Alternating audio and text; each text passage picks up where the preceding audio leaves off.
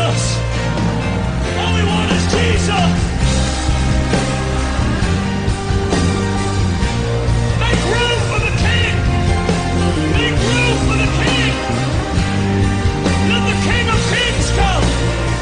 And the King of Glory come. The Lord of hosts. The Lord strong and mighty. Share out there for 20 others.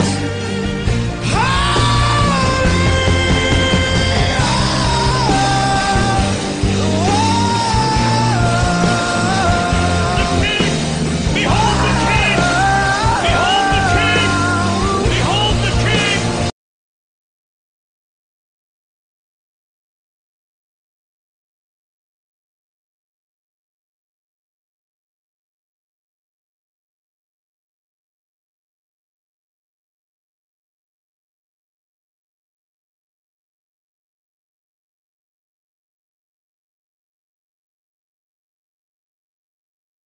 Aqui eu vou frisar isso da cartografia, não está, assim, as imagens não está na nossa apostila. Já as informações estão lá. Todas todas elas estão lá. Por mais que eu tenha, às vezes, trazido uma informação que está contida lá, sem a informação que está digitada lá. Mas a informação é a mesma, ela não vai fugir da realidade, né? Então, tipo assim, igual essa a última que a gente teve, eu tive que fazer o uso de uma cartografia, de algumas imagens, para a gente entender certas questões, principalmente até, né, na região de Refidim, que é a primeira cidade que os espias entraram, a questão dos cachos de uva, que é a coisa toda, a fertilidade da terra. Então a gente abordou tudo isso, a gente já... Os manda-leite, mel. a terra que manda leite. Então a gente explicou muito isso, né? Então nós vamos entrar na parte aqui dos desertos. Eu vou fazer um resumão dos desertos para a gente entrar na geografia humana, que aí a gente vai tratar de como era o contexto social da época bíblica, né? Aí vai entrar a questão de família, questão de costumes, aí a gente vai abordar essas questões. Então falou também que da questão da estátua de sal lá, da mulher de Ló. Ah, sim, da região, aquela região árida, Sodoma e Gomorra, né? Isso. Os nomes que às vezes a gente lê, a gente tem duas informações, principalmente nesse aqui, ó. Vou até passar aqui, só pra gente já se situar aqui, ó. Deixa eu aumentar aqui, ó. Esse slide aqui. Principalmente na questão aqui, deserto do Sinai. Aí a gente vai para o texto bíblico, a gente tem lá Monte Sinai. Aí você vai continuar lendo, aí você tem Monte Horebe. Aí, se a pessoa não se ater ao texto, aos acontecimentos ou à região que está acontecendo, aqui nós falando de geografia, a pessoa, que é a mesma coisa que aconteceu que a gente viu lá de Sodoma e Gomorra e Refidim. Ou seja, são dois nomes de um mesmo lugar, né?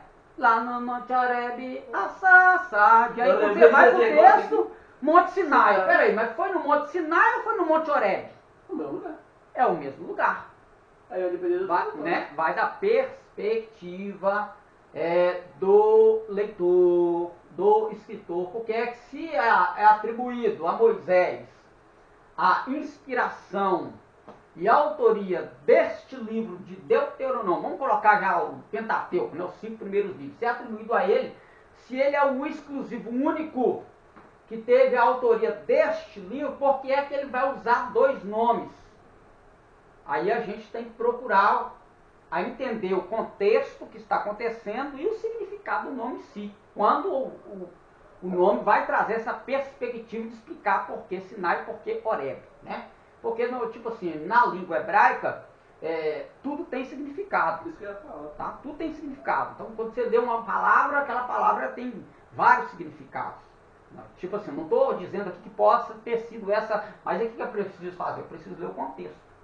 Eu preciso ler o contexto, depois eu busco dentro do original o que vai significar, e o contexto já vai me indicar por que então que ele colocou Horebe, por que ele colocou Sinai, tá? Então isso aí tudo já é um trabalho hermenêutico que a gente vai fazer para descobrir algo que é de geografia bíblica, né? Então, tipo assim, a gente não se perde quando a gente busca as fontes.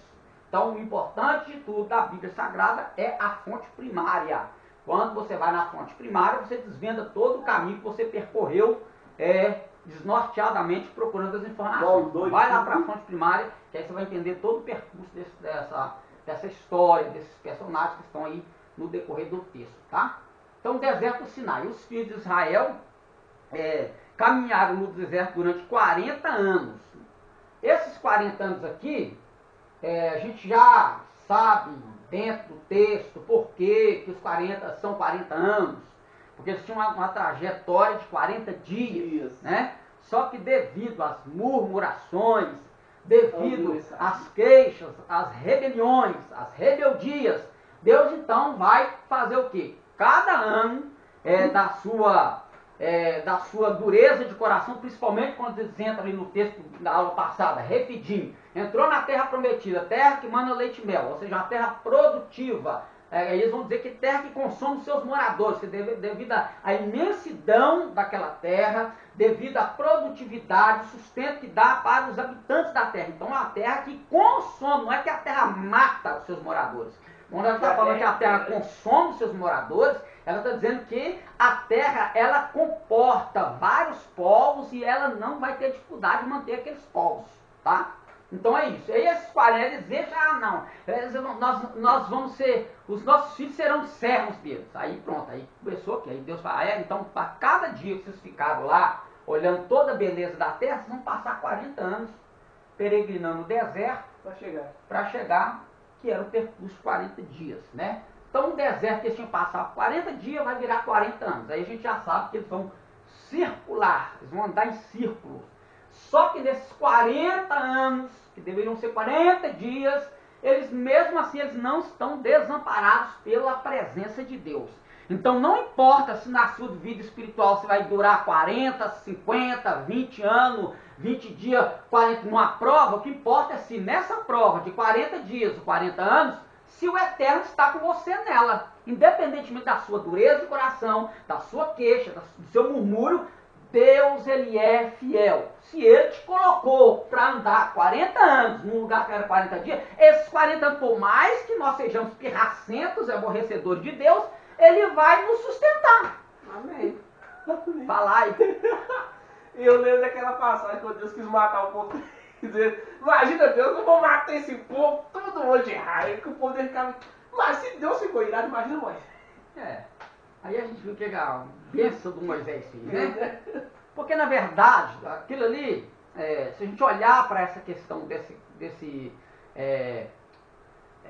vamos supor assim, dessa ira de Deus. Porque na verdade, presta atenção, a ira de Deus, ela não é contra o ser humano. É contra o pecado que o ser humano pratica. Só que como Deus é santo e justo, eu já falei assim, como Ele é santo e justo, Ele precisa o quê? Ele precisa julgar o pecado. Mas por jogar o pecado, tem que julgar a gente. E aí é que está a questão. Então Moisés, ele entra como um intercessor. Por que Moisés vai fazer vai interceder em favor do povo? Porque a promessa que Deus colocou, Deus estava no momento de julgar o povo pelo murmúrio, pela rebeldia, pelo pecado, pela idolatria, consumir o povo, mas a promessa que Deus fez para Abraão, ela continuaria. Deus poderia ter pegado, Moisés, eu farei de ti, isso não ia anular a promessa de Deus com Abraão. Se Deus consome o povo, já ouvi muita gente falar, se Deus consumir, Deus não consumiu, porque se Deus consumisse o povo, a promessa de Abraão ia se cumprir. Não, ia se cumprir, porque Moisés é descendente. Exatamente. Mesmo que Deus falou, de ti farei um povo melhor, Aí o que Moisés disse? Não, perdoa esse povo. Aí Moisés, estrategista, o que as nações vão dizer? Que esse povo lá do Egito não teve poder para sustentar no deserto, consumir isso tudo. Aí Deus, ele vai, então, o que ele faz? Ele aplaca essa ira dele e... Não, tá bom, mas segue com esse povo aí. Aí os 40 anos tá aí. Aí esses 40 anos estão aí. A gente, né, às vezes nós estamos passando um período assim. Irmão, olha, a gente tem que tomar muito cuidado quando a gente for ajudar alguém em oração. Então a gente tem que tomar cuidado demais, por mais que a gente ame, que a gente tenha que nos doar, né, como bem fez você de ajudar a pessoa, mas tem coisas que a gente tem que analisar muito. Analisar a pessoa, não é que você está fazendo um juízo da pessoa, mas analisar as atitudes da pessoa, analisar o comportamento da pessoa, porque às vezes o próprio Deus pôs a prova, aí você vai lá que nem um cordeiro manso indo para o matadouro.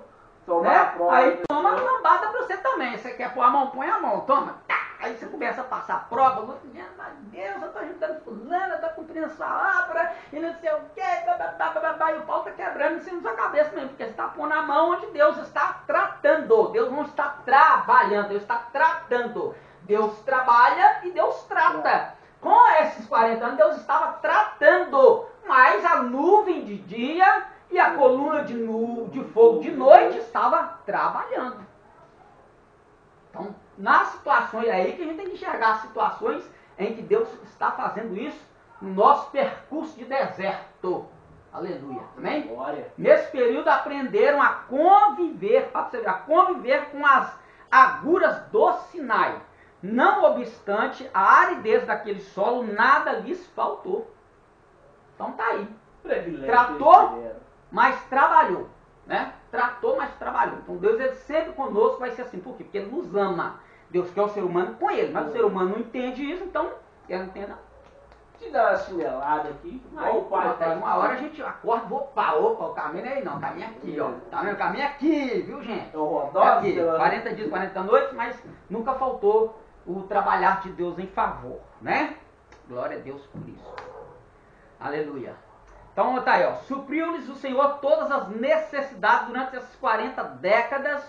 Os israelitas deixaram de ser um bando de escravos e transformaram-se em um forte e robusta nação.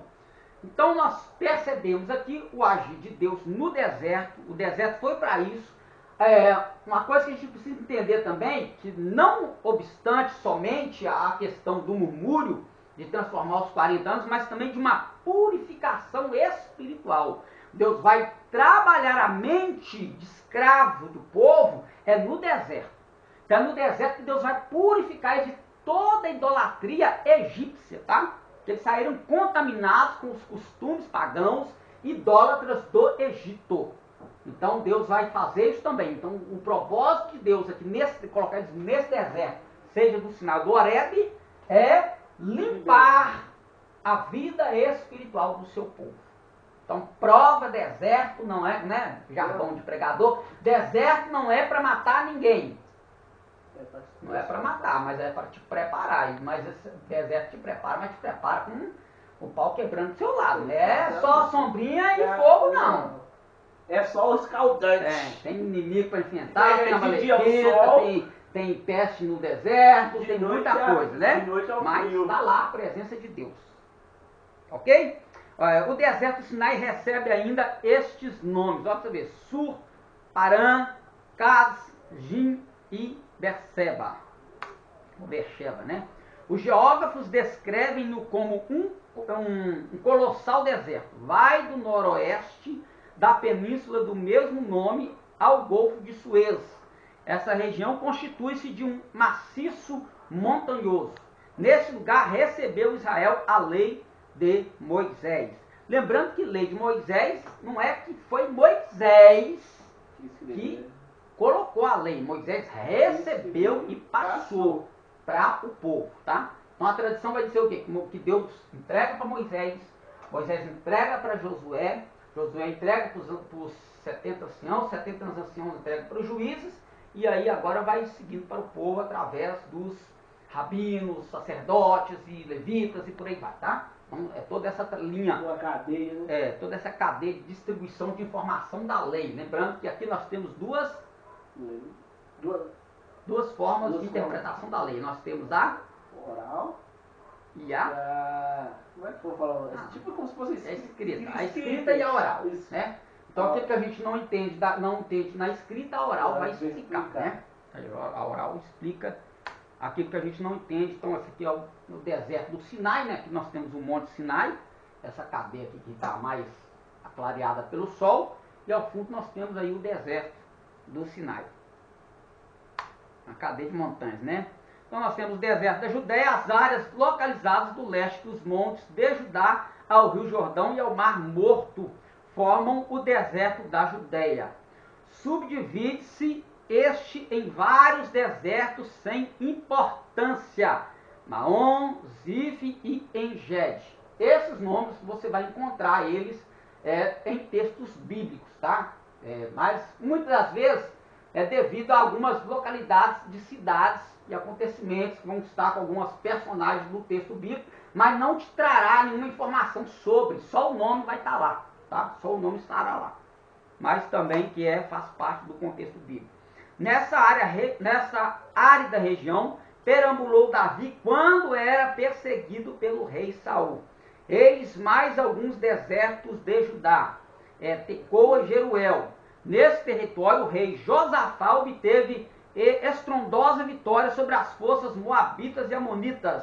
Nessa mesma região, o profeta Amós exerceu seu ministério e João Batista clamou contra seus reticentes contemporâneos. Tá? Então, quando João Batista estava pregando no deserto da Judéia, mas por que ele estava no deserto da Judéia? Por que ele não foi pregar em Jerusalém?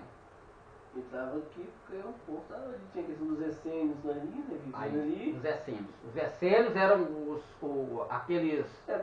aquela classe estudiosa, né? Vamos colocar uma escola, vamos colocar assim, uma escola estudiosa da Torá, só que eles eram extremistas na forma de entender a lei, tanto a escrita quanto a oral. Nessa forma extremista, eles foram para o deserto para não se contaminar, nem com o povo e nem com as doutrinas que às vezes não batiam com o que eles pregavam. Era tipo um meio deles se proteger, né? Tipo de algum Deus e um negócio que ele trazia para Exatamente, ele. Proteger a tradição dos essênios, tá? Nessa questão de proteger a tradição dos essênios, aí nós temos a informação no livro de Lucas que o pai de João Batista era quê? Ele era um sacerdote. Um sacerdote. Por via de regra. João Batista, ele teria que ter sido educado a ser formado sacerdote. Só que Deus já havia dito que ele seria o precursor do Mashiach. Então ele foi para o deserto por quê? Porque ele aprendeu, porque você não chegava assim, vou te ensinar a ser sacerdote. Não, para você aprender a ser um sacerdote, você tem que aprender toda a tradição. Não só do ato sacerdotal, mas também da lei. E isso cabia os escribas fazerem esse papel, de ensinar a lei. Então, quando ele aprende, que o texto não vai trazer essa informação, mas se ele foi para o deserto é porque não houve uma concordância com o que ele havia aprendido das outras escolas. Vamos colocar aqui dos fariseus, que ele passou por ela, tá? Ele passou por ela. Ele passa pela escola dos fariseus, mas por que ele vai para o deserto? Ele vai para o deserto para melhorar o entendimento dele. Só que no deserto ele vai conhecer os essênios. Lá ele vai aprender esse negócio que na Bíblia diz que ele vestia de pele de couro e comia gafanhoto silvestre, mel silvestre, era o alimento de quem? Dos essênios. Os essênios é que se alimentavam. Esse alimento que ele aprendeu a utilizar no deserto, ele aprendeu isso com os essênios. Então ele traz essa cultura dos essênios, ele traz os ensinamentos dos essênios, tá? Para o Rio Jordão, que está situado no deserto da Judéia. Então no deserto da Judéia, ele vai começar, às margens do Rio Jordão, a batizar. Lembrando que o batismo que João vai pregar, o texto vai dizer que era o batismo para o arrependimento. Só que dentro do judaísmo, a visão de batismo, por mais que o texto o batismo com batismo para o arrependimento. A questão de arrependimento no judaísmo daquela época não era um arrependimento somente de você, tipo assim, praticar uma techuvá, ou seja, se voltar para Deus, mudar o percurso da sua vida. Se está numa vida pecaminosa, eu vou me voltar para Deus. A questão também era que você decretar que você estava rompendo com o ensinamento de uma certa escola rabínica e ingressando a essa nova escola. Então, quando os sacerdotes vêm, né? Vem sacerdote, vem os escribas, vem os fariseus, aí vê João pregando no deserto da Judéia. Só que a pregação dele não é mais uma pregação barreira com a dos fariseus, de onde ele saiu. Já é uma pregação mais com a dos essênios. Então, quando ele batizava as pessoas, aquelas pessoas que eram seguidores dos fariseus, estou declarando que a partir de hoje, o ensinamento de Torá, o ensinamento da lei oral, da tradição, estou na do João Batista. Então, era isso que se fazia. Então, por isso, esses ciúmes dos fariseus. Porque o povo saiu da sinagoga e foi para o deserto. Com Jesus aconteceu a mesma coisa. Então todo impasse e demanda que ia colocar diante de Jesus era tudo questão de lei. Tá? Tudo questão de lei. Por isso que Jesus sempre estava nos desertos, pregando. Por quê? Porque a sinagoga não aceitava a forma como Jesus interpretava a lei oral. Tá? Então quando Jesus fala assim, ouviste o que foi dito aos antigos. Aí Jesus vai citar os textos da lei escrita. Aí eles não pegavam a lei oral para explicar, às vezes os fariseus até incrementavam, nós vimos aqui, né? Que eles incrementavam coisas além do que a lei oral dizia também, eles colocavam o pensamento deles, a filosofia deles naquele ensinamento, e aí Jesus vinha, não, mas eu vos digo que assim, assim, assado. Então Jesus, ele trazia uma interpretação da lei escrita com a Mishnah da lei oral, que os fariseus não queriam. Então Jesus, ele interpretava toda a lei oral, numa que ele chama de halahá. O que é halahá? Halahá é o caminho da tradição. Então, quando diz, vós invalidais o mandamento, ensinando tradições são preceitos de homens. Jesus não está falando de que a tradição era ruim, de que a lei oral era ruim. Não, ele estava dizendo que os fariseus corromperam a tradição, corromperam a lei oral. Então, no deserto da Judéia, quando João Batista está fazendo isso, ele está imergindo o povo para o batismo do arrependimento, mas decretando o povo que o pensamento, a forma de entender a tradição oral era aquela que João estava trazendo. Por isso que aí João vai usar, né? O termo. Ó, eu estou aqui batizando com água, arrependimento, mas vem um dentre vós quem? Ele não estava falando com o povo, não. Ele estava falando com os fariseus. No meio de vós tem um. Então quer dizer, ele está decretando que Jesus fazia parte da escola dos fariseus. Qual que era a escola? A escola de Hilel. Tá? Então quando ele falou, dentre vós vai sair um. Ele está falando, ó, no meio de você, da turma dos fariseus, vai sair um fariseu aí, que ele vai pregar diferente. E aconteceu. Jesus. Então, entendeu? E aconteceu. Então o deserto da Judéia tem um papel importantíssimo para a gente entender até o contexto de que tudo está acontecendo. Então, quando você entende todo esse contexto cultural, isso, o contexto geográfico, do que por que está acontecendo ali, por que o povo está indo para lá. Então, quando você entende tudo isso, você entende melhor o texto. Né? Então, essa pesquisa, como diz, essa halahá, de procurar o caminho, de seguir o caminho, te faz entender melhor a situação. Ah, mas lá no deserto da Judéia não tem nada. Então vai lá procurar os essêncios, você vai achar alguma coisa lá, né? E achou. E achou. Parei. Tá? Contemporâneo aqui, já falei. O deserto de Jericó.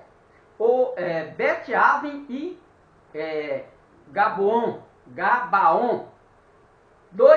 3 nomes para o mesmo local. Né? O deserto de Jericó fica no território benjamita. Esse desolado território forma, segundo descreve o pastor Tegnini, um longo desfiladeiro rochoso de cerca de 15 quilômetros que desce de Jerusalém a Jericó. Então lembra da passagem lá de Lucas, que Jesus vai falar assim, descia um certo homem de Jerusalém, aí para Jericó.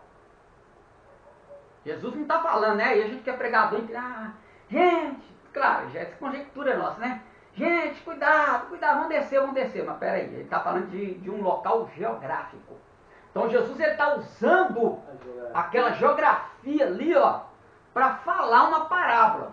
Tá? Parábola não é como muitos pensam de algo figurado. A parábola, principalmente, para você entender uma parábola, quando ela é 100% figurativa, é quando ela não traz nome. Onde que eu tenho uma parábola figurativa? Nós temos, quando Jesus vai citar a parábola das 10 da dracma, da ovelha e do filho pródigo. Isso que eu ia falar. Não tem nomes. Só que quando você vai, que Jesus vai falar do inferno, Jesus vai trazer nome.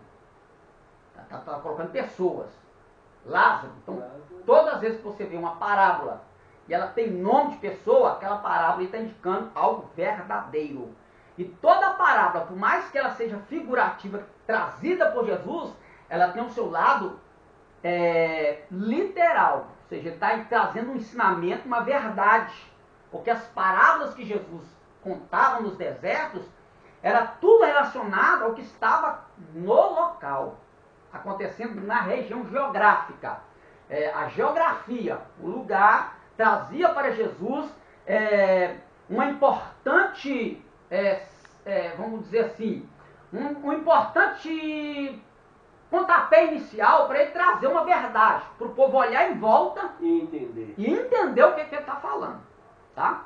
Então, todas as vezes que Jesus falou, qualquer coisa que Jesus citou, alguma coisa em volta tem para as pessoas olharem, observarem e meditarem nas palavras de Jesus e entender. Olha, ele está falando de ovelha.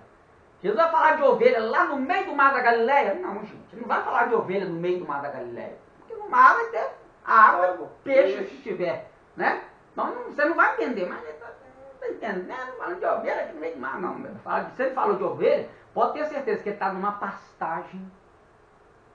Tem ovelhas, tem pastores, tem currais, né, que a gente chama de aprisco, né? Tem currais, tem aprisco, então o lugar é propício para isso. Então aí as pessoas vão olhar em volta e vão entender a mensagem de Jesus. Tem que falar de uma forma bem simples, mas objetiva. Objetiva. E o povo sabia, porque o povo estava dentro daquele costume. Então tudo que Jesus falava, o povo entendia. Tá? Quando o povo não entendia, aí Jesus falava para os discípulos, a eles não é dado a conhecer, mas a vós é dado a conhecer. E Jesus, às vezes, até já explicava depois para os discípulos. Eu não entendi, não, você podia explicar a parábola? Não, a semente é a palavra, né? É o reino de Deus. E aí vai dando as situações lá. É o diabo, é o mundo, né? Aí ele explica.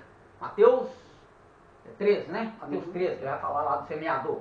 Então, tudo tem sentido. Quando ele fala essa parábola do semeador, ele está caminhando para os seus discípulos, eles estão colhendo espiga, eles estão vendo o campo, então tudo tem sentido. Olha para o contexto geográfico que você entenderá melhor a situação das parábolas de Jesus. Certo? Nessa área há muitas cavernas nas quais escondem-se malfeitores. Esta região serviu de cenário para a parábola do bom samaritano. Né? Quando ele vai descendo de Jerusalém, desci um homem de Jerusalém, foi pego no caminho. Então, Jesus está nessa localidade. Era um local de peregrinação, onde o povo ia para Jerusalém para celebrar as festas e retornava para depois acabar para as suas casas. E aí, então, aconteceu uma festa em Jerusalém. E ele está contando a situação, ele vai contar que tá no mesmo lugar vai passar um levita, no mesmo lugar vai passar um sacerdote. Então Jesus está falando de próximo a uma festa que ocorreu. E descendo o povo, ele já está contando, o povo está entendendo. Está entendendo tudo, não tem, nada está escapando, entendeu? Beleza. Bet-Aven e Gabaon são outros importantes desertos de Jericó. Em Gabaon, por exemplo, obteve Josué importante vitória sobre os inimigos dos israelitas. Então, geografia humana. Agora que a gente vai precisar um pouco mais de cautela, entender, vou tentar falar até um pouco mais devagar, para a gente explicar um pouco mais, muita coisa agora que a gente viveu a vida, não sei se debatendo conosco mesmo para tentar entender se aquilo era bíblico, se aquilo não era bíblico, se aquele pastor estava falando dele mesmo, se aquilo era doutrina de homem, se aquilo não era, quando foi que isso mudou. Então a gente vai procurar entender um pouco sobre algumas questões aqui na geografia humana, tá? Tirar algumas dúvidas. Por aí, por esse caminho aí. Pra Primeiro que a gente vamos com as mais fraquinhas primeiro, né? E Deus abençoou e Deus lhes disse: frutificai, multiplicai-vos, enchei a terra e sujeitai-a, dominai-a sobre os peixes do mar, sobre as aves dos céus, sobre todo o animal que se move sobre a terra. Gênesis capítulo 2, versos 26 e 28. A importância da família para o judeu é indiscutível. É considerada mais importante que o próprio indivíduo. Então, o projeto de Deus, o judeu ele entende que o projeto de Deus é família. Então, Deus ele começa a história da humanidade com família, tá? Com família. Aí, nos tempos passados, claro que a gente não tinha um entendimento, né? Assim, vamos colocar com uma coisa que hoje em dia, devido ao progresso e regresso. Progresso porque o homem está avançando na sua ciência, mas regressando, ficando quase como um animal. Com tanta tecnologia que tem, o homem está se tornando mais animal do que sábio, né? Então, devido ao progresso e regresso do ser humano, controle de natalidade. Está no texto aí. O texto aí está combatendo o controle de natalidade. Então, crente que não tinha 20 filhos não era crente. Isso que eu ia falar agora. Que antigamente o... Por quê? Meu avô teve 16 filhos. Não havia, naquela época, não vou falar de televisão não, porque isso é brincadeira, isso é piada, virou piada isso aí, né? Mas, não havia naquela época preocupação com o controle de natalidade. Né? Então, a intenção de Deus era povoar a terra, né? Só que, assim, não sei vocês, né? Eu sou velho, então eu posso falar de mim, né?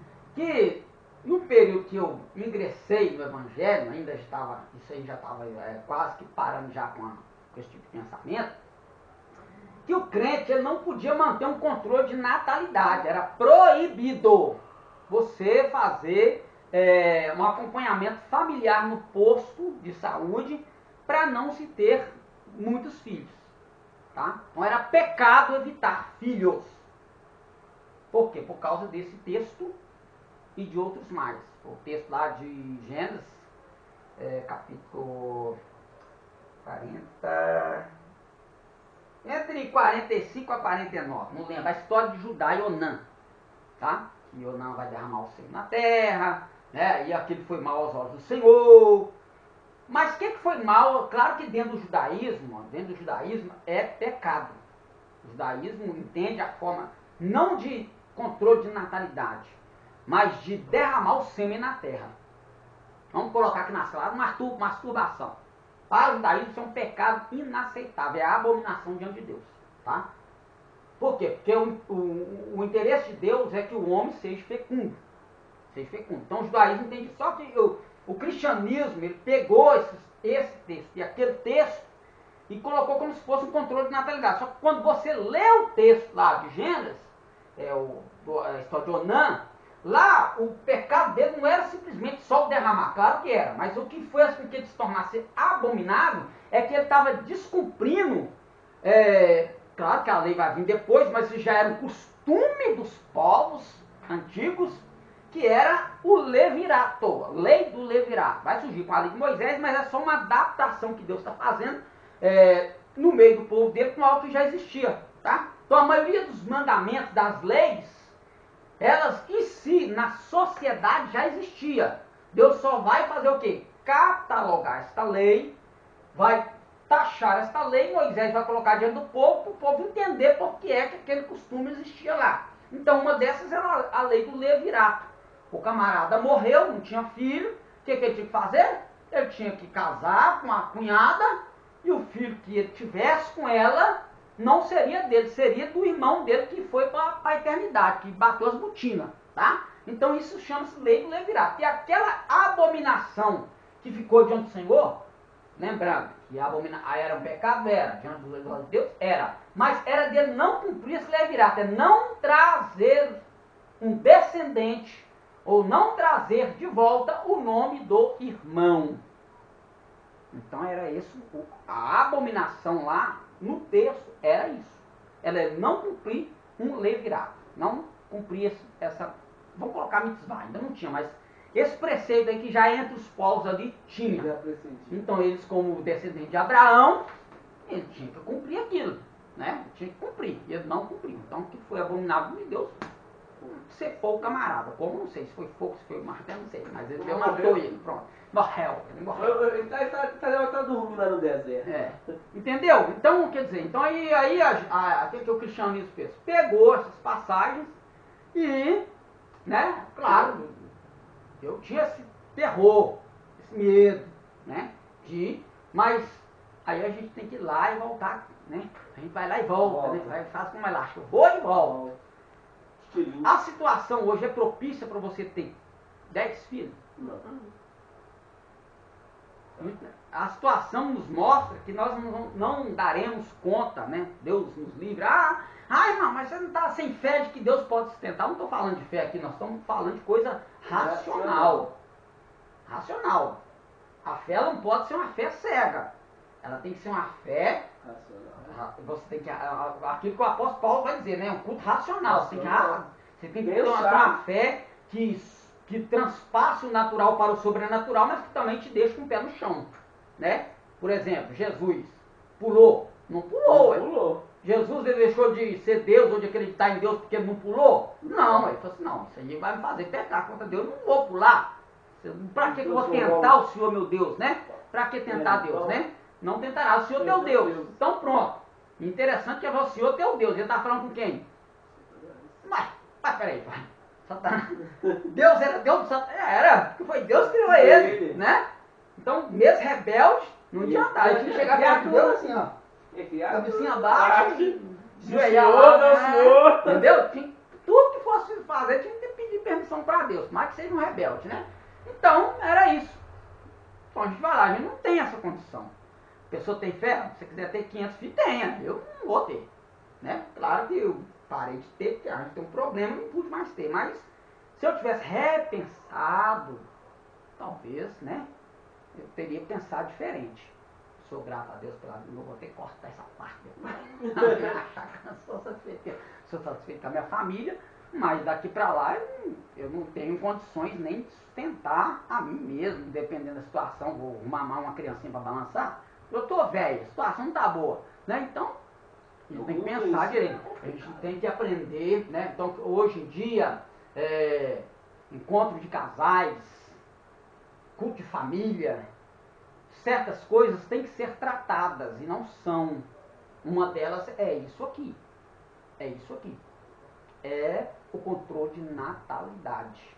Então, se hoje você tem recursos que não te faça pecar, não te faça ferir os princípios da palavra de Deus, porque você não pode, por mais que a situação seja boa ou ruim, nós não podemos ferir os princípios da palavra de Deus.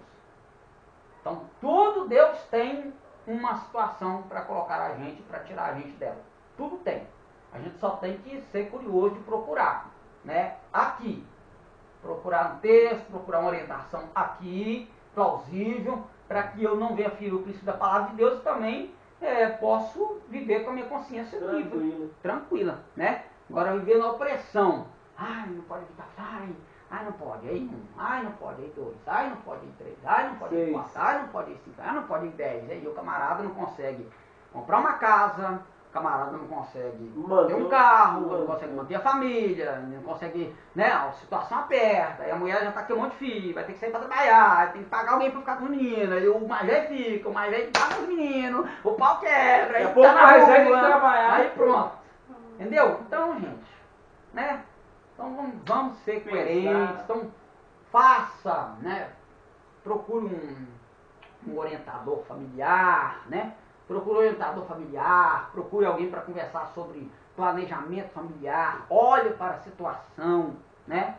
Aí siga a sua vida com Deus e não fira os princípios da palavra de Deus. Então, aqui, no modo família, para o judeu, a família é primordial. E a gente vê mais importante. E a gente vê que nos textos bíblicos, quando não se tinha filhos, seria como se aquela família fosse amaldiçoada.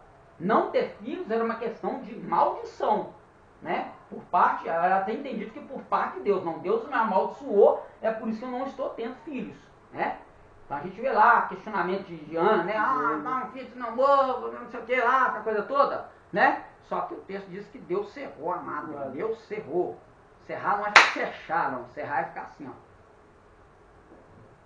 Uma hora vai se abre. Então quando Deus cerra, Deus não fechou.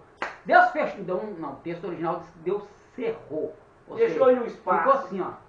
Semi-aberto. É só você chegar lá mais perto e fazer assim. Isso, abrir a porta. Né? Então a porta estava pronta. Só que Deus fez isso com um propósito. Qual era o propósito? Arrumar alguém para substituir o sacerdócio lá que estava declinado por causa de Finéias, filho de Eli, né? Então Deus precisava de alguém para substituir. E Deus achou graça em quem? Em Ana, com a amada cerrada, né? Passo que passar, Deus não fechou a porta para você. Deus cerrou a porta para você. Tá? Deus está assim lá. Só olhando pela pela fechadura. fresta, olhando pela fresta. Ó, não fechei não, tá cerrado. Esquenta não, que uma hora a porta vai abrir. E aí você vai cantar o hino da vitória. Então Deus, para eles e para Deus é importantíssimo família, projeto de Deus, tá? Então quando a gente for estudar sobre antropologia, a gente vai ver esse cuidado de Deus com a família também, com o ser humano, né? A alma do ser humano. E aí o servo de Deus também. Então quando, essa questão aqui, falei de servo de Deus, a questão aqui também, o que se dizia pra gente na igreja quando você você estava evitando filhos? Né? Então, fulano, você já está casado? Eu conheço um irmão, eu não vou citar o nome, eu conheço um irmão, congregou de gente boa, de uma homem de Deus, casou, só que não vinha filhos, não vinha. E o povo começou a pressionar, você não vai ter filho, não. Você não vai ter 1 ano de casado, não tem filho, 2 anos de casado, não tem filho. Os próprios crentes estavam pressionando o casal para ter filho. O irmão entrou em depressão por causa disso. Cadê? Aí eu lembro que uma vez a gente foi para um monte fazer uma campanha para ele engravidar. Glória a Deus, me engravidou, já está com 2 filhos já, né? Glória a Deus. Mas, você viu, o povo oprimia a crente. Você tem que ter filho, entendeu? Por quê? Por causa da mentalidade, que se não ter filho era maldição. Você não tem filho até hoje? E tipo assim, o camarada passou no psicólogo, e a orientação do psicólogo, você fica... Esse cara tá querendo me levar pro inferno com essa orientação dele, entendeu? Era o mais escabroso possível. Tipo, ele se abriu comigo, né? A gente já foi no Monte Orar, ele se abriu comigo e falou que o psicólogo falou que tinha que fazer, o orientador falou que tinha que fazer para talvez chegar lá no ápice, lá para ter o filho, né? Mas a glória de Deus ele teve na oração, Deus deu a vitória, né? Glória a Jesus, louvado seja Deus. Deus ele ouve as nossas orações. Então é bênção, mas Cuidado. você não vai ter filho, não vamos pressionar, tá? Então Deus cerra, Deus não fecha. Agora se Deus fechar também, filho, Acabou. você não jejuar, nem orar. Acabou. Se quiser jejuar, jejum e ora. Se ele te falou, vai jejuando, vai orando. Quem sabe você morre lá na eternidade, você fala, que bom que eu cheguei aqui. Graças a Deus. Bom demais, chegou lá, tá ótimo, né? Com filho, sem filho, o negócio é servir a Deus. Mas é importante a família. Aí a mentalidade aqui, que eu tava querendo chegar, eu falei do testemunho aqui, a mentalidade, né, de, irmão, você não está tendo filho, não, é porque você tá impedindo, às vezes, de um pastor nascer, você está impedindo, às vezes, de um profeta nascer, mas você nunca está impedindo de nascer um bandido, você nunca está impedindo de nascer uma pessoa que vai te dar problema, né, vou pôr assim, né, o que eles usavam, a ovelha negra, né, claro que não existe isso, né, cada um vai tomar o caminho, está dentro de nós, é o que está dentro de nós? Yetzará e Yetzatov. Yetzará e Yetzatov, inclinação, O bem, está dentro de nós. Para o bem e para o mal. Então está dentro de nós. Nós é que vamos escolher. Aqui não tem nada de predestinação. Deus, ele está no crime porque Deus predestinou ele para ser criminoso. Mas ele está no crime porque ele era sem vergonha, ele preferiu o lado criminoso, que é o lado do bem. Ele escolheu, tá lá. Esse põe de volta a bênção, a maldição, escolhe, pois a bênção para que vive. Não quer a bênção, não. Então escolhe o lado da maldição e morre. Né? Em outras palavras, né? Exato. Então tá aí. Né? A questão familiar é isso. Então, quando o jovem Jacó foi procurar seu tio Labão em Harã, a fim de encontrar trabalho e uma esposa, Labão, ao reconhecê-lo como membro de sua família, exclamou: é meu osso e minha carne. Este símbolo, tão típico do estilo bíblico, era muito usado pelo povo do livro, o povo de Deus, né? Por que não colocou aqui, né? O povo do livro, tá? Tá bom, deixa aí. E correspondia à realidade. Os membros da família sentiam-se realmente como sendo da mesma carne e sangue. E ter o mesmo sangue significava ter a mesma alma. A legislação tomara este princípio como base, desenvolvendo-se a partir dele. A lei multiplicara também suas ordens a fim de manter a permanência, a pureza e a autoridade da família. Tá? A gente vai ter aquela questão do deserto das filhas de Zelofiá, né? Que, tipo assim, dentro do costume cananeu, que foi um costume adaptado também às mitzvahs de Deus, era a lei do primogênito. Ou seja, só que o primogênito não era contado mulher como primogênito. Só os homens. Se nascer 20 mulheres, nascer um homem, por último, o homem é o primogênito. Mas e a mulher mais velha? Ela não é primogênita. Contava-se os homens. Então quando você lê lá a genealogia lá, né?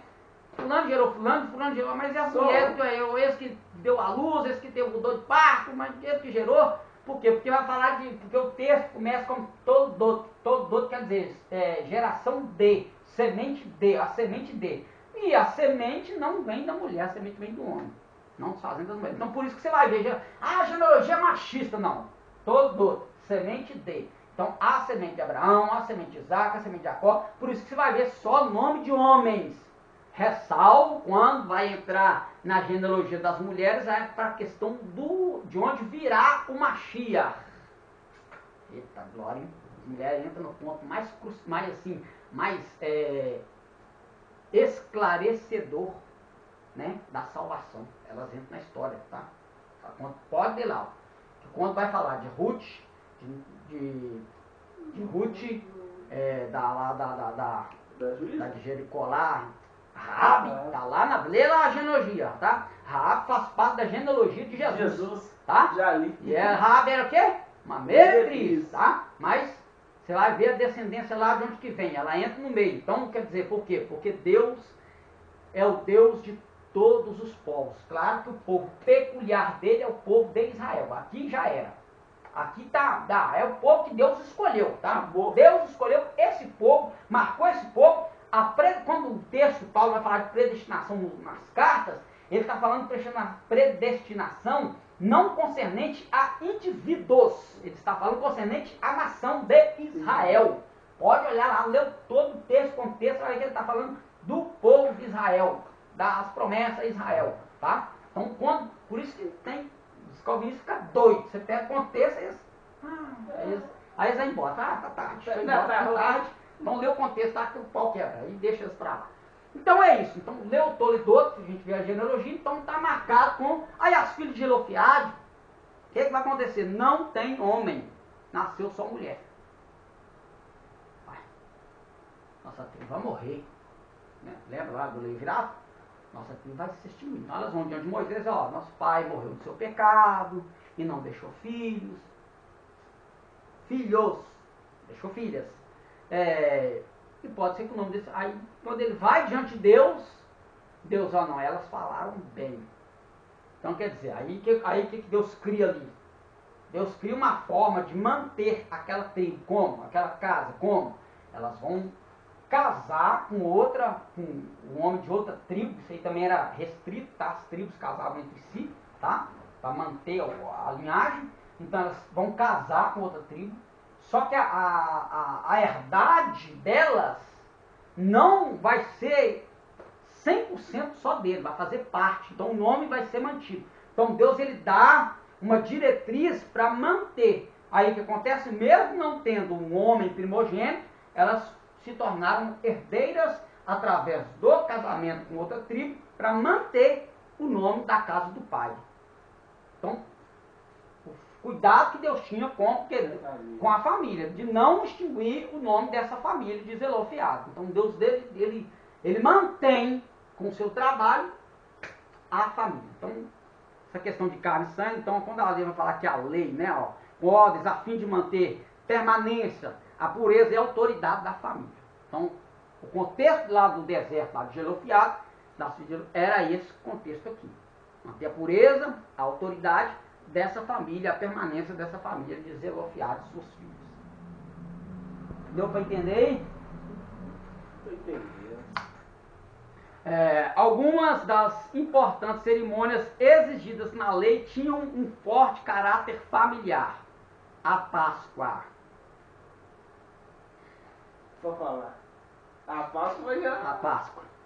A Páscoa, tá? Vamos entender o contexto da Páscoa aqui. Por exemplo, tinha de ser celebrada onde? A Páscoa? A mesa, né? Não. Não. Aí. Tem Acho que família, tem. família. Tem família. Tá. É isso que eu ia falar, em mesa, a mesa não tem família, não. O que é a Páscoa no cristianismo? Não sei se eu vou usar o termo certo. Não estou achando aqui na mente um outro termo. Virou. Chocolate. Não. Isso aí é contexto cristão, cristão lá do catolicismo, lá do período lá de Constantino, do ano 323, da era distante, Constantino mudou muita coisa, e ele vai mudar também a Páscoa para esse negócio aí. Mas, dentro do contexto da igreja do primeiro século, segundo século, até o finalzinho lá do terceiro século, vamos colocar assim, né? Finalzinho do segundo século, quer dizer, vamos colocar assim. O que era, gente? A Páscoa? É. Ah, Tá, livro de Lucas. Isso que eu ia falar. Livro de Lucas, capítulo 24. Jesus vai celebrar a Páscoa com seus discípulos. Na Páscoa, o que ele vai fazer? Ele vai pedir para os discípulos caçar um lugar. Não. Não? Já lá, no ato. Na ceia. Na ceia. Ceia. Tipo. Ceia. A conhecida Santa Ceia. Ceia. Lembrando que Santa Ceia do Senhor é uma epígrafe escrita na Bíblia. Claro que a gente tem uma reverência, tá? Ao ato da ceia. Mas não é Santa Ceia, é Ceia do Senhor. Lá no texto não está escrito Santa Ceia do Senhor. Lá está escrito Ceia do Senhor. Não tem Santa Ceia do Senhor, não. A Santa ali foi um acréscimo da epígrafe. A epígrafe é o que está escrito acima. Acima, grafou, escrito acima. É o cabeçalho lá. Santa Ceia do Senhor. É o título. Aí vem o texto. Aí vem a perícope, que é o texto, tá? Era celebrado em família. Meu Deus do céu, será? Eu acho que eu vou desligar aqui para falar isso, tá? Vou desligar. Deixa eu ver se vai Tchau. chegar. Desliguei, que acho que vai. Tchau para todo mundo fez. Até a próxima. Deixa eu desligar aqui que eu vou falar. Isso aqui não dá pra falar no texto, não, porque... Vai gerar polêmica, né? Não é pra gerar polêmica. Tem gente que vai escandalizar, depois vai, sei lá, vai desfazer daquilo que não pode, não vai cumprir do jeito que tem que cumprir, aí vai achar que... Oh, Jesus, misericórdia, o negócio não quer nem fechar, não? Vai fechar, sim. Nem que reinicia ele. Não, nem que eu desligo aqui.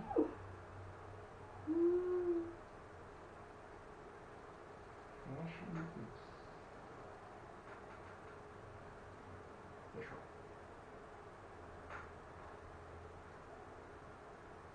Tá.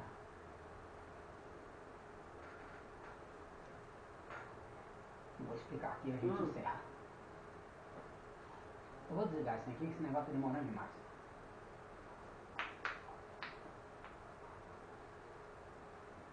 Tá, então vamos lá. A Páscoa era celebrada Ceia. Família. calma, Ah, tá. em família, certo? O que nós temos na família? Pai, mãe, filhos. Filhos aí, na primeira celebrada no Egito, qualquer um que fosse convidado, que estivesse dentro da casa no momento da Páscoa, do Pêssar, poderia participar. Tá? Na ceia. E aí? Só os irmãos da igreja. Era só Nós, a né? família, era só a família. Nós. Isso.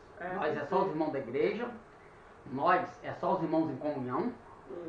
Nós, hoje, tá? Atual, né? Depois de 300, vou pôr, não sei nem se foi depois de 300, vou colocar porque foi ali que começou a romper com a tradição judaica do Novo Testamento, dos apóstolos, dos discípulos, que começou a romper, que os gentios se tornaram maioria na igreja. Vou colocar na igreja, tá? Pra vocês entenderem. Se tornou maioria na igreja, eles o que eles fizeram aí? Começaram a tirar tudo que dava indício de judaísmo no cristianismo. Cristianismo também é uma palavra criada nossa, não existe cristianismo não, tá? Não existe cristianismo. O único lugar que os seguidores do Mashiach foram chamados de cristãos foi em Antioquia. Foi só lá. Por quê? Porque lá era a maioria gentios, tá? O resto era tudo conhecido como seita do caminho, e a outra era... Oh, meu Deus. Seita dos Nazarenos. Que estava se referindo à igreja de Jesus, tá? Jesus não criou uma religião. Jesus, ele viveu uma religião, qual? O judaísmo. Só que quando Jesus morre no Calvário, as diretrizes do judaísmo que eram interpretadas de forma errada, Jesus corrigiu tudo. E os apóstolos continuaram vivendo o judaísmo que Yeshua corrigiu. Então, a igreja, por isso é conhecida como teologia judaico-cristã. Isso aí é nomenclatura que colocaram em nossa teologia. Mas a base dela é judaica. Tá? Então, ali eles começaram a romper com certas tradições que eram feitas pelos judeus, no comportamento da irmandade, da congregação da igreja. E uma delas foi mudar o comportamento da ceia, da peça. Do peça. A ceia era o peça. Então, Lucas capítulo 24, quando Jesus ele falou, ó, desejei muito convosco comer. A última. Essa ceia. Não. O que está escrito lá é epígrafe que colocar lá, a última ceia. Lá não tem isso no texto, não. Essa parte. Aquilo escreveram em cima. Tá? Então, o que está em negrito em cima de cada perícope, o que é perícope? A perícope é o texto, onde o texto se divide. Em cada perícope tem um subtítulo, é o título, aquele título lá. Né? A última ceia, aquilo não é na Bíblia, aquilo foi colocado ali para a gente entender o que vai falar embaixo. Tá? Então, aquela palavra não, o texto não tinha capítulo, não tinha versículo, não tinha título, não tinha nada. Então, começava ali, Evangelho de Mateus, começava o capítulo 1, só terminava lá no último capítulo, sem te falar o que era que estava acontecendo. Você tinha que ler e falar, não, aqui ele falou, mudou aqui, aí mudou de assunto aqui, aí quando eles entenderam que mudou de assunto, eles foi e colocou um título, para você entender que o assunto mudou, mas o texto era corrido sem isso, tá? Então, quando está lá, a última ceia, aquilo foi colocado pela comissão tradutora, para você entender que vai falar a partir dali, o último ato de ceia com os discípulos. Então, se fosse a última ceia mesmo, como diz a perícope, não tinha que ter ceia mais não. Não era a última? Hã? Era ou não era a última? Então não tinha que ter ceia mais não. Então o perícope sai fora. O perícope já está fazendo as pessoas entenderem a coisa errada. Então tá, aí Jesus, desejei muito comer convosco esta Páscoa. Aí Jesus vai fazer toda a ritualística da Páscoa. Tinha que ter pão asmo, erva amargosa, tinha que ter cordeiro. Só que na ceia de Jesus, no peça de Jesus, na Páscoa de Jesus, não poderia ter cordeiro. Não? Não. Por quê? Ele é o cordeiro dessa Páscoa aqui. Aí, o que ele vai fazer? Depois, a ceia ali era o jantar do Pêssar. Era um jantar que se dava, aqui ó, a caráter familiar. Ah, então cadê a mãe de Jesus, irmão de Jesus? Não quiseram acompanhá-lo no dia do Pêssar. Quem acompanhou? Aí quando, lá naquela passagem, mestre, está aí fora sua mãe e seus irmãos te procurando. Aí pergunta, quem que é minha mãe, quem que são meus irmãos? Aqueles que Quer dizer, se ele estivesse seguindo Jesus mesmo, não, ele estava criticando Jesus pelo ministério, criticando, tá? Tá sabendo já, na hora que já tiver explicado, tá? E vai ler o texto para você entender. Era um jantar que acontecia. Tinha os convidados, a mesa era posta. Após esse jantar, aí você participava do pão e do cálice. Então, quando Jesus vai pegar o cálice, aí ele vai, ali que começa a nova aliança. Este é o meu sangue derramado por muitos. Esse é meu corpo. Fazer isso em memória de mim. Tá? Então, é ali que Jesus inicia a nova aliança. Ali. Estou falando de Brita Hadashah, que é novo, renovação da aliança. Estou falando de nova aliança como cumprimento da Páscoa. O cordeiro que foi morto, né? Aquilo que João Batista falou, né? O cordeiro que tira o pecado do mundo, daí daqui. Por isso que não podia ter cordeiro. Por quê? Porque na hora de matar o cordeiro, era a hora que ele seria morto. 3 da tarde. Era essa hora que se matava o cordeiro. Tá? É nessa hora. Aí o que acontecia? Jesus, então, ele pega os ciclos e coloca. Aí quando Jesus... Aí a mentalidade, a nossa teologia fez o quê? O que eles fizeram? Já expliquei, que foi o rompimento, né? Estou lendo um livro aqui, fala, gente. Esqueci, não estou lendo o livro, esqueci o nome do livro, você acredita? Depois que eu lembrar, um livro falando sobre história do judaísmo, como é que aconteceu, quando foi rompido. Então estou lendo esse livro aqui. Aquele do judaísmo, daquele pessoal que chegou ali pelo norte do país, você falou? Não, nesse não. Não é esse não? Não, esse é um outro. O outro fala... Tá mostrando negócio de se tem lei, se não tem lei, quanto que chegou, quanto que não chegou, quanto que tirou, quanto que não tirou. Então lá vai explicar isso no livro. Então o que acontece? Eles romperam, aí a igreja começou a romper, como eu expliquei. Tinha a maioria. Então até antes disso, não se fazia da forma que a gente faz hoje. Só com cálice e só com pão. Não. O próprio texto que a gente usa para Santa Ceia, tá lá, tá tudo lá, ainda cumpria do mesmo jeitinho, nós vamos ler.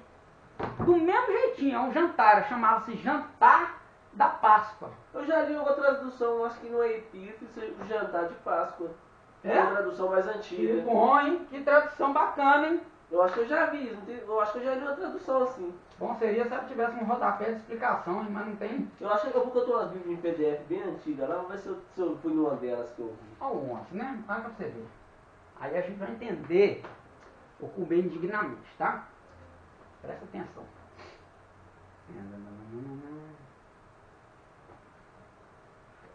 23. Nisso que vou dizer-vos, não vos louvo, porquanto vos ajuntais, não para melhor, senão para pior. Porque antes de tudo, ouço que quando vos ajuntais na igreja, porque igreja aqui foi a redundância do grego, tá? Mas na congregação ou na comunidade, tá? Há entre vós dissensões em parte, eu creio, e até importa que haja entre vós dissensões, heresias, para que os que são heresia aqui não tenham o sentido que a gente tem hoje. Heresia aqui é um ensinamento contrário. Só que não era no pé que a gente tem hoje de heresia de algo condenatório, tá? É uma forma diferente de falar. Então, beleza. Aí nós vamos entender que heresia é essa aqui, que ele está falando aqui, ó. Heresia para que os que são sinceros se manifestem entre vós. De sorte que quando vos ajuntais num lugar para comer a ceia, nada de santo aqui. Comer a ceia do Senhor. Porque comendo cada um, toma antecipadamente a sua própria ceia, e assim um tem fome, o outro embriaga-se. O que acontecia aqui nesse jantar aqui? O que os coríntios estavam fazendo nesse jantar aqui? Os ricos iam primeiro, comia tudo. Os pobres tinham que deixar para os pobres, porque eles comiam tudo, aí bebia tudo, comia tudo, bebia tudo. Quando os pobres chegavam, não tinha mais nada para comer. E aí é onde que está esperar uns pelos outros. Não tem nada de, ai, mas espera aí eu dar graça aqui. Não. Tá aqui no texto, havendo dado graça a partir disso, tomar e comer. Tomar não é tomar não, a palavra tomar aqui é de pegar. Essa palavra é uma palavra que tem dupla, eu esqueci. Duplo sentido? Duplo sentido, né? Por exemplo, manga, tem manga fruta e tem manga de camisa, né? Então, nesse sentido. Então, tomar aqui não é tomar, é pegai e comei, pegai e bebei, havendo dado graça disso. Pega e come. Peraí, cada um pegou o seu? Não, pegou, comeu. Já foi dado graça, pegou, comeu. Só que a heresia aqui era não esperar os pobres chegar para comer o jantar do peixe. Então eles comiam tudo, bebia tudo quando os pobres chegavam. Mas tinha nada. Mas não, pastor, não está errado não, tá? Não está errado não, ele vai falar aqui, ó. Ok? Continua não. Tá. Porque, comendo, toma antecipada a sua ceia, assim um tem fome e o outro embriaga-se. Não tenha porventura casa para comer ou para beber. Então, quer dizer, se você não vier de casa jantado, já precisa dizer, então camarada ficar sem comer o dia inteiro, vai chegar lá na hora do jantar familiar, do peça, tá tipo dando um puxão de orelha no cara, né? Se esbanjar mesmo, comer tudo, largar nada pra ninguém, esfomear mesmo. A heresia lá era fomeagem, não deixar nada para os pobres. Famoso guloso. Exatamente. Olha lá, ó. Não tens porventura casa para comer ou para beber, ou desprezais a igreja de Deus, e envergonhais, olha aqui, os que nada têm. Porque ele vai lá em busca e não chega lá, volta de mão vazia, não tem nada. Eles não tinham nada, gente, porque no Pêssar era um jantar familiar e você poderia convidar as pessoas necessitadas para o Pêssar, para esta ceia, tá? A ceia aqui era um jantar que era celebrado. É uma coisa que vai acontecer muitas vezes agora, nas fins de semana, que muita gente... Vamos colocar. É isso que eu ia falar, É. porque aí o pessoal do catolicismo puxou essa questãozinha aqui pro nosso lado, né? Que acaba acontecendo que muita gente, nessa época de fim de ano, convida aí gente que eles nem conhecem, para poder comer lá na casa deles a ceia de Natal, né? Ceia de Natal, é um banquete, mas na verdade ali o contexto desse negócio de ceia de Natal ali é um outro contexto religioso, não tem nada a ver eu tava vendo um vídeo nada a ver com Jesus, nada a daí, ver não. com religião, cadê? Com religião É com cristã, o né? Nimrod, Vamos colocar né? assim, Nimrod, né? Cadê aqui, ó. Festas populares e suas origens. Tá tudo aqui, ó. Páscoa, todas as festas aí que se celebram no Brasil ou mundo afora, aí tá tudo Tá aqui, aí. ó. Tá? Qual que é a sua origem? Pagã. Tá tudo aí, ó. Então aí, o que acontece? Vamos seguindo aqui, onde que eu tava mesmo? Falando do convidado lá. Então não tinha nada, os pobres não tinham o que comer, os ricos chegavam, opa, o cara tinha casa para comer, ele tinha em casa com abundância, com fartura, mas para manter o de casa ele vinha pro peça, ou no peça tem comida. Era assim, gente, no Não peça era bota comida, não fome. era só o cálice e o pão não, gente. Não era só isso não, era um jantar mesmo, era um jantar. Caprichado Era mesmo. caprichado, a coisa era boa. Né? Cantava-se alguns salmos, por isso que diz lá que a voz, após PCA, cantaram o hino e foram para o deserto, para o monte, sei lá, nem lembro direito. E cantaram o hino e foram, porque é o costume do Peça. Entrar com cântico e sair com cântico. Você inicia com salmos e termina com salmos. Era assim que era feito, tá? Nós não fazemos nada disso, mudaram tudo aqui. Aí disso, aí quando você lê isso aqui, explica isso aqui, dentro da cultura daqui, ó, O cara vai te aí matar. fala, não, semana passada lá eles começaram a me falar como foi, não, eu cresci assim, aí tem coisinha, aí ficaram assim, eu falei, pronto, eu já tava no banco ali naquela igreja, agora que eu tô no banco, eu talvez até fora, né? Sei porque que não me tiraram do Quando banco. eu tava no meio do banco, mostrando a foto do Não, banco. eu falei, não, gente, tem lei, Jesus me disse que Jesus cumpriu todas as leis, né? Cumpriu. Aí eu falei, então tá, então Jesus cumpriu as leis das mulheres também, de guardar 7 dias porque ficou impuro? Não, Jesus cumpriu leis que concernia a sacrifício. Jesus não aboliu a lei. Ele falou, eu não vim para abolir a lei, mas para abrogar. O que é abrogar? A palavra lá que está no grego é telos, que é tornar a plena. Ou seja, eu vim cá para mostrar para vocês a forma correta de praticar essa lei. Tornar a plena, telos, no grego, que está lá no texto grego. Não é pôr fim nela não, é cumprir ela no sentido de planificar, melhorar, mostrar como praticar de verdade. Que era o quê? Que é a tradição? Oral, a lei oral. Era a lei oral que eles não estavam entendendo sobre a lei. Então tudo que Jesus falou, ele estava planificando, mostrando como cumprir de verdade aquela mitzvah, aquela lei. Tá? Era isso. E essa aqui é uma das, tá? Ah, pastor, então não vou celebrar a semana. Não vai sim, ué. Mas não estou falando que não celebrava. Tinha pão? Tinha carne? Tinha. Só que tiraram tudo do contexto judaico. Aí cristianizou, ocidentou a ceia e agora todo mundo celebra desse jeito, sem nada mais no meio. Aí vamos continuar aqui, que a gente vai encerrar aqui. Vamos continuar. Eu vou tacar lá no YouTube. Tudinho. Se esse negócio aí deixar também, né?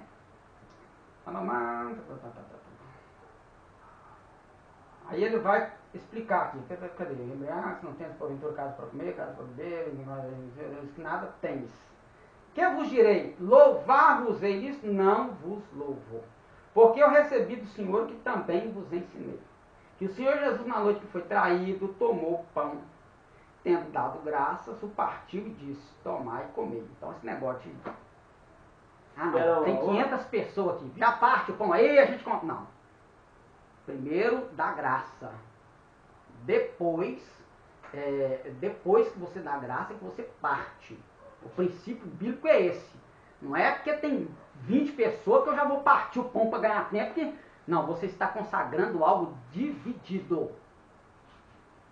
Você está consagrando algo, uma divisão. Porque se você está dando graça, você está agradecendo a Deus pela divisão. Você não está agradecendo a Deus pela união do corpo. Por isso que Jesus deu graça primeiro e partiu depois. Porque ele dá graça pela união. E é o que esse povo aqui de Corinto não estava fazendo. Por isso que Paulo falou assim, havendo o Senhor tomou o pão e havendo dado graças disse. Ou seja, vocês comeram a ceia de vocês, a heresia que vocês estão praticando aqui é de não esperar todo mundo estar junto, unidos. Então cada um tomou a sua, foi embora, fez o que quis, e aí não esperou mais nada, nem cantar o hino, já rachou fora da sua casa, um foi bêbado, o outro foi pra torrada, a barriga até dura. O outro carregado por Entendeu? dois caras. Então a heresia aqui é isso, tá? É isso que é heresia aqui. Então, uma delas é esse, não se, né? A gente vê demais, a maioria das igrejas faz isso. Parte primeiro, depois dá graça. Tá errado.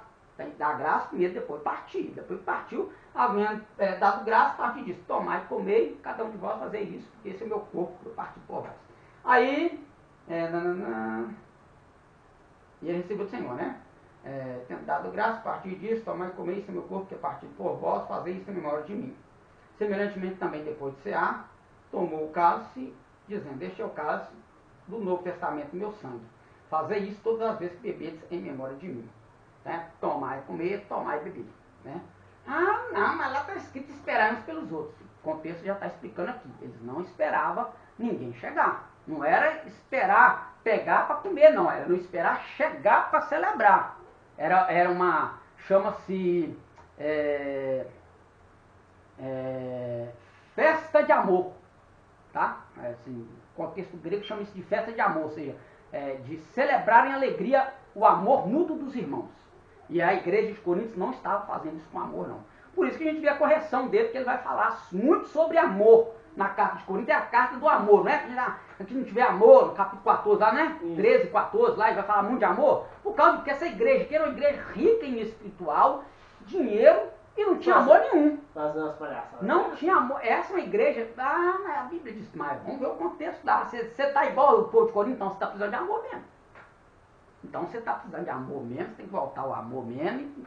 Mas eu não vivo como é que então, meu filho. Então não pode ser para você lá, ó, aquele texto lá de amor. Você não tá assim.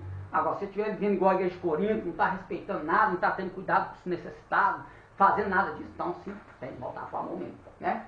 Voltando aqui para o texto. Semelhante. Porque todas as vezes comidos este pão e bebedes este cálice, anunciais a morte do Senhor até que venha.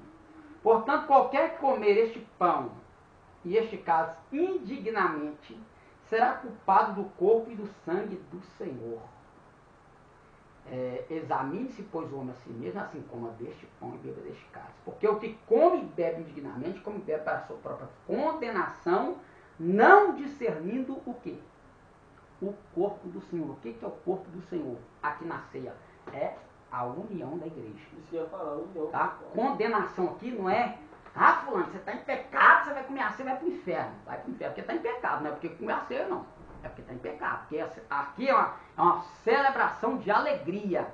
É celebrar Cristo, o corpo vivo da igreja, reunido em torno do Mashiach, em torno de Jesus, que é o nosso Cordeiro Pascual, que é em memória dele que nós todos estamos reunidos em amor. É em memória dele que a gente está fazendo isso. Então, quando eu estou nesse ambiente, estou nesse ato, estou nesse pensamento, nessa atitude, nessa ação, eu não estou comendo indignamente, porque pecador todo mundo é, gente. Então ninguém podia nem tocar na Santa Ceia, não, pastor. Tremendo. Porque pecado declarado é uma coisa, ele é pecado oculto. Vai pro inferno do mesmo jeito aí. Não faz diferença. Não faz. Pecado é pecado. Né? Não estou falando que se você está em pecado, você tem que participar. Lógico. Mas aquilo ali é para você celebrar alegria, não é tristeza. Ai, meu Deus. Ai, xinguei. Ai, olhei mal. Ai, meu Deus, vou pro inferno. Ai, não. Eu como, não como, eu como, não como. É opressão, gente. Isso é opressão. Aí como é que Deus vai receber seu culto de alegria, sua festa de amor? Você... Ai, meu Deus. Ai, será que eu vou pro inferno? Ai, comi. Porque fizeram isso com a gente, cortaram o sentido, tiraram o sentido da ceia pra gente, e aí colocaram essa venda nos nossos olhos, falaram assim, é isso, tá? O dia que você tocar nisso aí, você vai pro inferno. Tá? Igual... E aqui tinha criança, era família, não deixava ninguém de fora. As famílias iam Todas. Nós vamos lá que ter filho aqui é dádiva de Deus, é bênção de Deus. Filho pra tudo quanto é lado. Claro que tinha toda uma organização. Não tem igual eu estava fazendo aqui. Não, tinha toda uma liturgia, cantar, celebrar, se alegrar, receber bem. Não, a gente faz um culto normal. Nós fazemos um culto normal, né? Claro, com toda a espiritualidade que a gente deve prestar a um culto. É um culto normal. Só que é um culto que você é específico de uma celebração. Ai, eu não tomei esse mês. E daí? Ai, eu não tô 2 meses. E daí? Era uma vez no ano. E tem a data certinha de fazer. Nós que colocamos. Só que aí você tem que, por quê? Porque o texto vai dizer, todas as vezes que cometes este pão. O que acontece? Quando passou lá do século VI, que começa do século IV, que começa as perseguições do povo de Deus, dos seguidores de Jesus, aí o que aconteceu? Eles tinham que ir para desertos, eles tinham que mudar de cidade, mudar de país. E o Pêssar era uma festa de solene convocação, ou seja, só poderia ser celebrada pelo povo específico aqui em Jerusalém. Só lá que podia. Mas não existe mais tempo, não existe, Jerusalém já não é mais Jerusalém, né? Assim como era os princípios. Mas aí como eu faço? Eu vou deixar de celebrar em memória, eu falei, até que venha. Então, independentemente de onde você esteja, aí é aquele negócio de explicar a lei oral, tá? A tradição. Independentemente de onde você esteja, ou da época do ano, celebra o Pêssar. Por isso aí as igrejas celebram uma vez no mês. E quem celebra uma vez no ano? Nada a ver, tá certo. Quem celebra uma vez no mês, quem celebra uma vez no ano, quem celebra 2 vezes, tomei aqui, vou tomar outro. Ah, não, não, gente. É uma festa de alegria, você está celebrando em memória do Senhor, independentemente de quanto tempo do dia, tá? Claro que aqui tem todo o contexto, tem toda uma ritualística, isso até hoje, dentro do judaísmo, é praticado na data certa. O calendário não é o nosso, eles celebram todo ano, o Pêssar, a Páscoa, celebra todo ano na data específica de quando se celebrava, desde quando saiu do Egito. A data foi como... Mesmo no cativeiro babilônico, a data foi mantida, permaneceu. Por mais que o período do cativeiro foi um período também de povo se converter, de Deus limpar a idolatria do povo, definitivamente, você não vê mais idolatria depois do cativeiro, não existe mais idolatria, tá? O que vinha eram os povos de fora que queriam inserir aí, as guerras aconteciam porque eles não aceitavam, mas toda a tradição do Pêssar se manteve. E aí a gente vê no período de Jesus acontecendo o Pêssar do mesmo jeito, porque a tradição manteve, ela foi mantida, tá? Então tudo isso aqui é mantido. Então aí a nossa ceia é assim. Então a gente tem que tomar o cuidado, agora a gente está entendendo o contexto, o que é que está falando, né, de tomar indignamente, né? Então não fique se martirizando. Agora, se aqui, né, a Bíblia já dá, aí você tem a Bíblia também, né? A Bíblia diz, se o teu coração te condena, então é algo particular seu. Por isso Paulo vai usar a expressão, examine-se uma coisa a si mesmo. Por quê? Porque quando ele olhou, quando ele falou assim, ó, nisso que eu vou falar aqui, eu não vos louvo. Quando ele fala não vos louvo, ele não falou só por, tipo assim, ele não estava... Claro que tinham as pessoas específicas, mas ele escreveu essa carta para toda a igreja de Corinto. Então, até quem estava fora teve que ouvir. Né? Às vezes, para que eu tenho que ouvir isso? Aí, para você ser divertido aí. Para você não cair no mesmo erro do outro que cometeu esse erro aí. Então, quando ele fala não vos louvo, aí os irmãos... Mas eu não fiz isso. Aí ele fala assim, examine-se, pois vão a si mesmo. E assim como você procedeu daquele jeito lá? Não. Então, entendeu? Então examinar a si mesmo é isso aqui. Claro que é individual, examinar a si mesmo, mas não é, tipo assim, você ficar se matando, né? Claro que existe toda uma dinâmica de, vamos dizer aqui, deixa eu ver a expressão que eu vou utilizar aqui para não ficar mal entendido. Toda uma dinâmica de vamos colocar de te sarar, de te ajudar, né? Te ajudar a meditar ou examinar a si mesmo, né? Ah, então por que tem a disciplina? Tem que ter a disciplina. Se a disciplina, ela, tipo assim, sabendo-se da situação e não havendo uma disciplina, a pessoa vai cair, vai viver nesse hábito errôneo a vida toda, e aí acaba que sim, que ela vai para o inferno mesmo. Então a disciplina, ela vem para isso. Deus não corrige e castiga aquele que ama. Então a disciplina veio com essa prática dentro da igreja para isso, para nos ajudar no momento da nossa fraqueza permanente, que é aquele estado pecaminoso que a gente cometeu, continua, e aquilo continua aquilo fica nos ferindo seu coração. Você não vai comer por fé, né? A Bíblia diz que, né, Paulo falando sobre comida, ele fala que aquilo que não é por fé é pecado. E lá ele está falando de comida, tá? Não, ninguém julga por comer, pelo dia de lua nova, por guardar dia, que julga isso, mas aquilo que não é por fé é pecado. Então, quer dizer, se você está com seu coração te acusando e você não está com fé para aquilo, você está pecando se fizer. Então, a disciplina veio para isso, para te ajudar a refletir e te sarar. A disciplina não é para matar, é para sarar o doente, tá? Então, carregar, ajudar o fraco na sua fraqueza é isso, é ajudar ele a se fortalecer, fugindo dessa prática que está matando ele. Porque tem muita gente na igreja que às vezes ele está oprimido em si mesmo e à toa, porque ele não vai, não comunica e às vezes fica se autodisciplinando. Isso é um perigo. A autodisciplina, ela é perigosa. Então a gente tem que sim, como diz a Bíblia em Hebreus capítulo de número 13, obedecer aos nossos guias.